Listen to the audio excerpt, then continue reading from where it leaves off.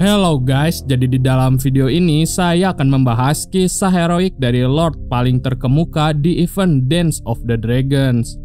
Yang mana itu adalah Lord Cregan Stark yang notabene-nya adalah penguasa Winterfell dan wilayah The North. Lord Cregan Stark sendiri adalah salah satu ahli pedang terbaik di masanya. Bahkan Aemon the Dragon Knight menganggap bahwa si Cregan Stark ini adalah swordman terbaik yang pernah dilihatnya. Bisa dibilang ini adalah cerita yang mutlak spoiler berat ya guys, khususnya untuk kalian-kalian yang sedang mengikuti serial House of the Dragon. Karena cerita yang akan saya bahas dalam video ini adalah kisah terakhir dari perang saudara Targaryen antara kubu hitam melawan kubu hijau. Nah, Lord Cregan Stark sendiri hanya baru disinggung di akhir season pertama House of the Dragon dan direncanakan akan hadir untuk di season keduanya. Kisah ini sendiri diceritakan secara detail di dalam buku Fire and Blood, khususnya di chapter yang berjudul The Hour of the Wolf. Oke, gak usah berlama-lama lagi, mari kita langsung saja ke pembahasan utamanya.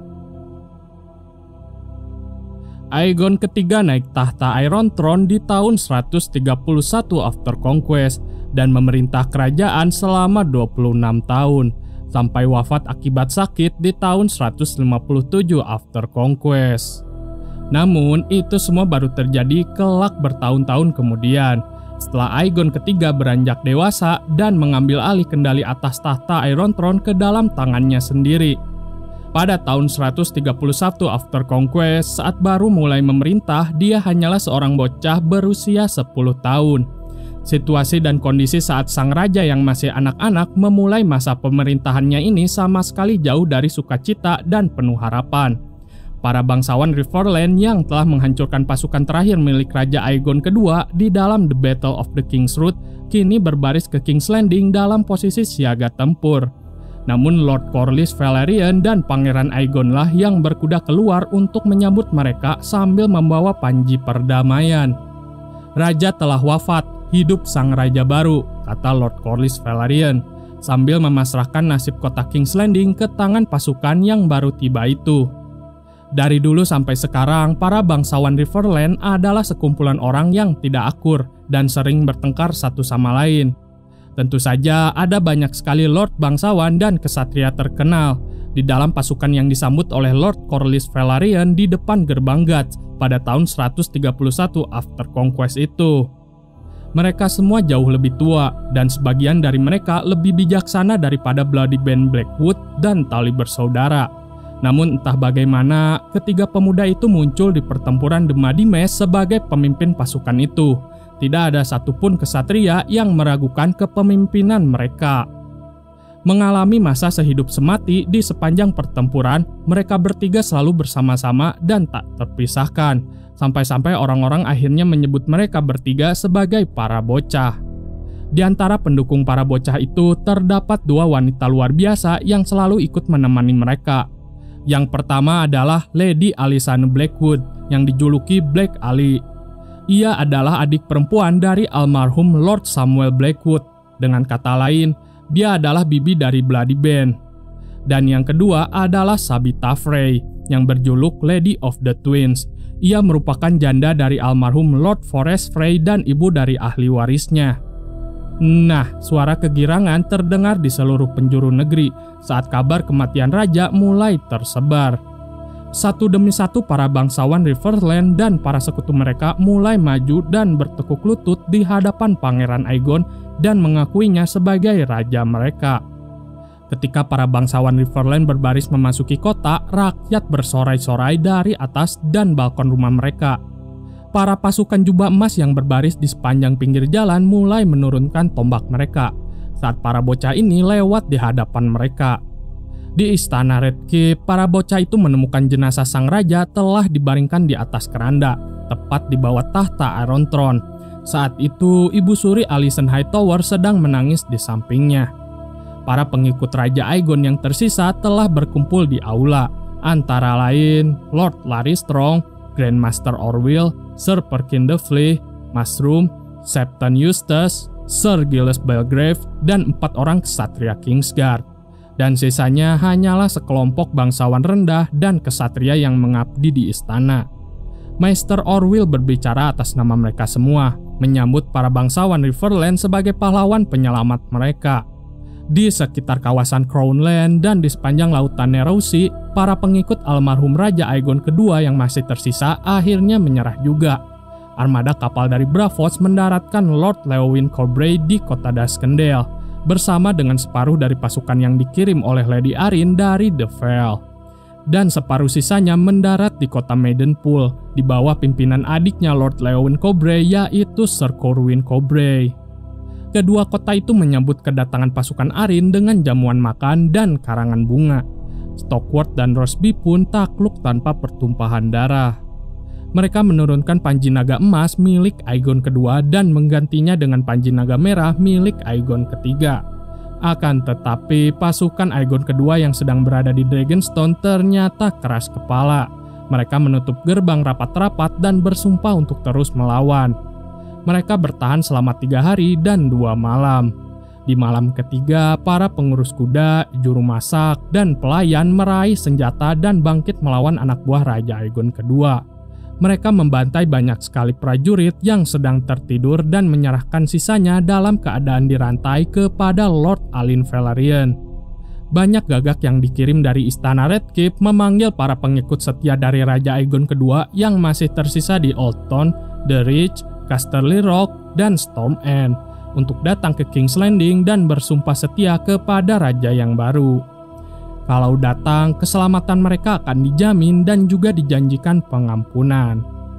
Fajar palsu itulah nama yang digunakan oleh Grandmaster Moon-kun di dalam bukunya yang berjudul True Telling untuk menyambut periode ini. Sebuah periode yang harus diakui membuat banyak orang terlena, namun periode ini terbilang sangat pendek. Begitu Lord Cregan Stark tiba di King's Landing dengan pasukan utaranya, semua pesta pora ini berakhir. Semua rencana indah yang telah disusun hancur berantakan. Lord penguasa Winterfell ini berusia 23 tahun. Hanya beberapa tahun lebih tua daripada Lord penguasa Raventry maupun Riverrun. Namun Stark adalah pria dewasa sementara mereka hanyalah pemuda remaja tanggung. Demikianlah orang-orang melihat perbandingan antara mereka. Mushroom bilang para bocah itu mengerut ketakutan bila mana Lord Stark hadir. Bila mana sang serigala utara masuk ke dalam sebuah ruangan, Bloody Ben langsung sadar bahwa dia hanyalah pemuda remaja berusia 13 tahun. Sementara Lord Tully dan adiknya langsung berbicara dengan pura-pura tegas namun gugup dan wajah mereka langsung bersemu merah, sama seperti warna rambut mereka. King's Landing telah menyambut para bangsawan Riverland dan pasukan mereka dengan jamuan makan, karangan bunga, dan penghormatan. Namun, lain lagi halnya dengan pasukan dari utara. Pertama, jumlah mereka jauh lebih banyak, 2 kali lipat dari pasukan yang dipimpin oleh para bocah, dan reputasi pasukan utara sangat menyeramkan. 2 tahun yang lalu, Cregan Stark telah berjanji kepada Pangeran Jaehaerys Velaryon. Sekarang dia datang untuk memenuhi janjinya itu, walaupun Jace dan ibunya yaitu Ratu Rhaenyra telah tiada. Konon, Lord Cregan Stark berkata bahwa walaupun perang ini dimulai oleh pihak lain, dialah yang bertekad untuk menyelesaikannya. Dia bermaksud untuk terus bergerak ke selatan dan menghancurkan kaum hijau yang tersisa. Mula-mula, Cregan Stark akan menghancurkan Storm End terlebih dahulu lalu menyeberang ke kawasan The Reach untuk merebut kawasan Old Town. Begitu House Hightower hancur, dia akan membawa pasukannya ke arah utara menyusuri pinggiran laut Sunset Sea untuk mendatangi Casterly Rock. Seperti pasukan Winterwolf yang mendahului mereka, kebanyakan pasukan yang berangkat ke selatan bersama Lord Cregan Stark ini tidak berharap untuk bisa kembali ke kampung halaman mereka lagi. Kemenangan di medan perang bukanlah tujuan utama bagi pasukan musim dingin ini. Mereka berharap bisa meraih kejayaan, petualangan, harta rampasan, dan yang terpenting bagi mereka bisa gugur dengan mulia. Kembali ke Lord Corlys Velaryon yang dibebani dengan tanggung jawab untuk memohon perdamaian, pengampunan, dan perbaikan hubungan. Namun Lord Cregan Stark tidak mau mendengarkan saran semacam itu, sama seperti Raja Aegon II dan Ibu Suri Alicent. Lord Corlys tidak mau menyerah dan mengatakan Raja Aegon II mengatakan hal yang serupa, dan karena itu dia meninggal dunia. Itulah alasan kenapa Anda meracuninya, my lord, tanya Lord Penguasa Winterfell. Lalu anak buah Stark mendadak masuk ke dalam ruangan dewan melucuti para prajurit yang berjaga di depan, menyeret Lord Corlys Velaryon dari kursinya menuju ke penjara bawah tanah. Tidak lama kemudian yang lainnya juga ikut menyusul, yaitu Larry Strong, Grand Maester Orwyl, Sir Perkin the Flea, Septon Eustace ditambah dengan 50 orang lain baik bangsawan maupun orang biasa yang menurut Cregan Stark tidak dapat dipercaya. Bahkan para bocah pun tidak luput dari amarah Lord Cregan Stark ini, walaupun mereka semua terhitung sekutunya.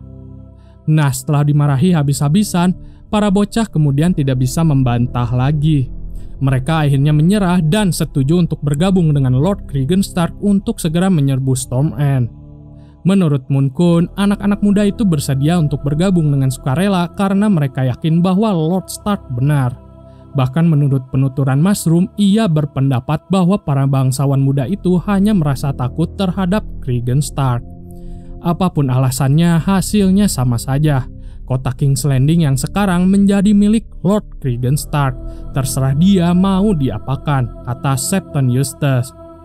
Selama 6 hari, kota King's Landing gemetar di bawah ancaman pedang. Dari Dragonstone, Alyn Velaryon menuntut agar Lord Corlys dibebaskan dan mengancam untuk menyerbu King's Landing dengan armada kapalnya jika kakeknya disakiti.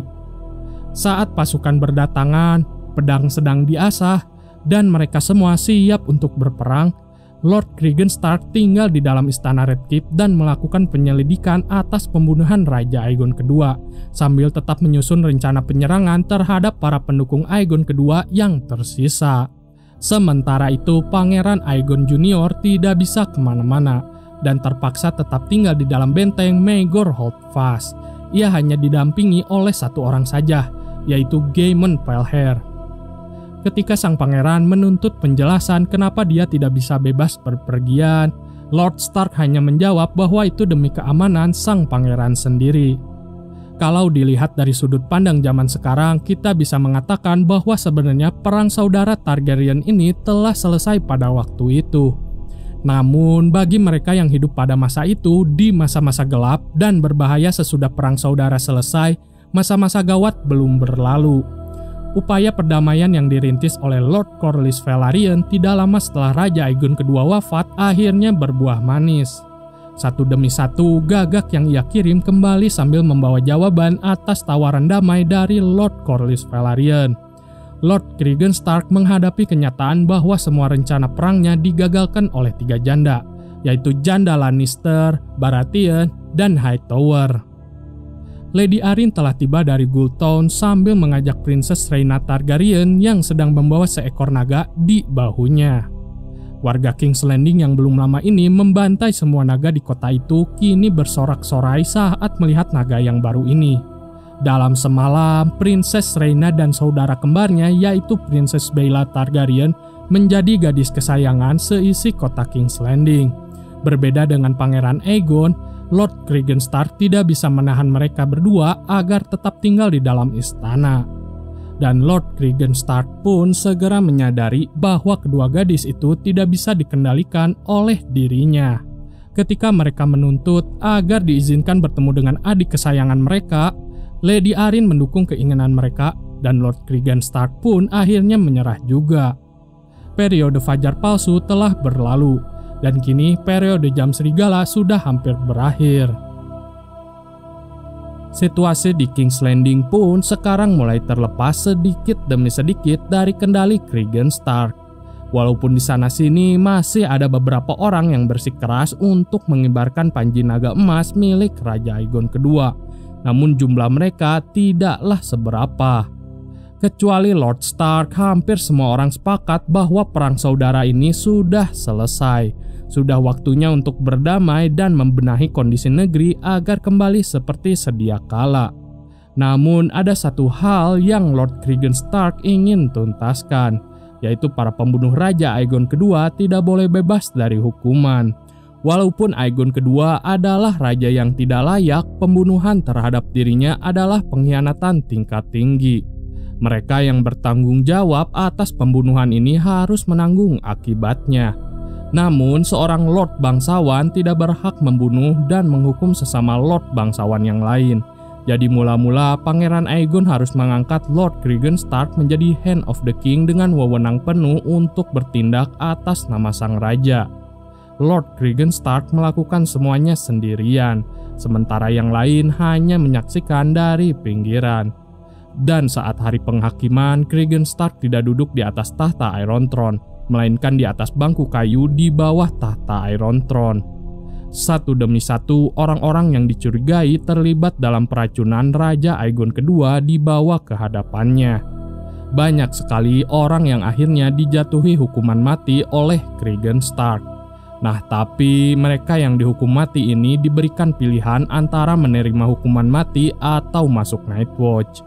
Maka kebanyakan dari mereka lalu lebih memilih untuk bergabung dengan Night Watch.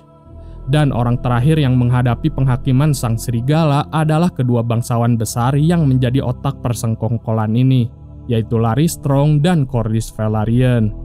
Lord Corlys Velaryon tidak berupaya untuk menyangkal perbuatannya, sementara Lord Larys Strong sendiri tidak seterus terang itu.